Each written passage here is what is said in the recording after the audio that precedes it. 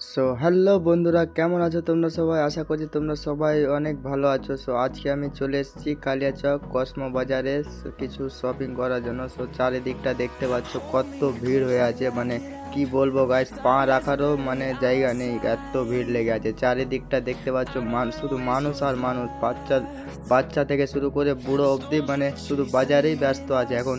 অনেক লোক হচ্ছে, কি বলবো গাইস, তোমরাও মানে যদি কেনাকাটা না করো তো তাড়াতাড়ি কেনাকাটা করে ফেলো, কেননা সব ভালো ভালো জিনিসগুলো শেষ হয়ে যাওয়ার মধ্যে, মানে দেখতে পাচ্ছি যেরকম মানুষ হচ্ছে বাজারে কেনাকাটার জন্য।